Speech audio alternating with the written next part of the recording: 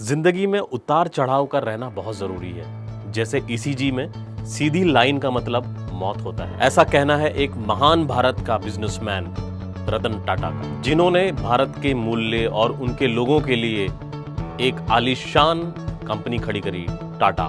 आज हम इस वीडियो में रतन टाटा को बहुत करीबी से जानने की कोशिश करेंगे। और मेरा सब्सक्रिप्शन बटन आपने नहीं दबाया तो बेल आइकन को दबा दीजिए ताकि आप और मैं हमेशा टच में रहें। रतन टाटा ने 28 दिसंबर 1937 में बॉम्बे यानी कि मुंबई में जन्म लिया, पारसी फैमिली में। उनके पिता का नाम नवल टाटा और उनकी मां का नाम सोनू टाटा था।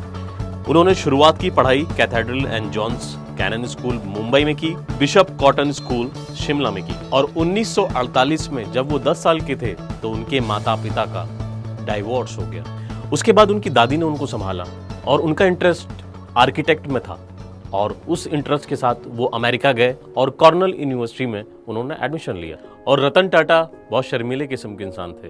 वो झूठी चमक में विश्वास नहीं रखते थे। उनकी अमेरिका में जब तक पढ़ाई चली, जब तक उन्होंने अपना टाटा सरनेम भूल के अपनी पढ़ाई पूरी होने तक एक रेस्टोरेंट में बर्तन मांजने का और कारपूल का काम करते रहे। 1959 में उनको बैचलर इन आर्किटेक्ट की डिग्री मिली। 1961 में उन्होंने टाटा स्टील के शॉप फ्लोर पे अपना काम शुरू किया। टाटा के परंपरा के हिसाब से 1970 तक वो अलग अलग जगह पर काम करते रहे। 1970 में उनको एक मैनेजमेंट की पोस्ट दी गई। 1971 में टीवी और रेडियो और घाटे में चलने वाली कंपनियों की जिम्मेदारी दी गई और 3 साल के अंदर इस नेल्को ना चलने वाली कंपनी को 2% से 20% तक खड़ा कर दिया।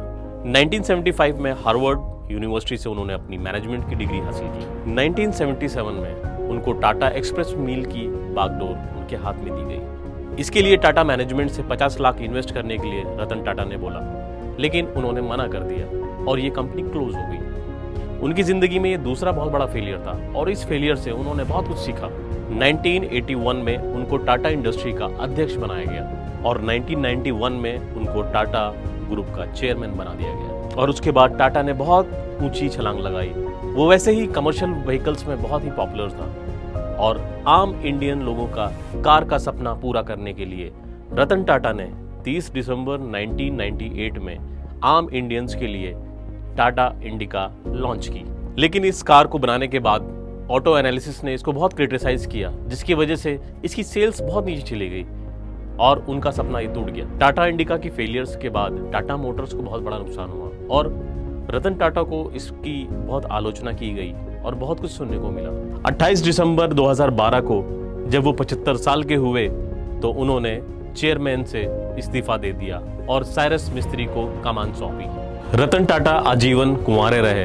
उन्हें किताबों से और जानवरों से बहुत लगाव है। वो अपने 2 कुत्तों के साथ कुलावा के फ्लैट में रहते हैं। अपने 21 साल के करियर के अंदर 40 गुना मुनाफा और 50% प्रॉफिट टाटा कंपनी को कमा के दिया।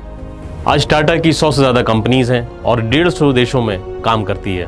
टाटा में 7 लाख से लोग ज्यादा काम करते हैं और उसका 66% का प्रॉफिट देश की उन्नति में लगाया जाता है।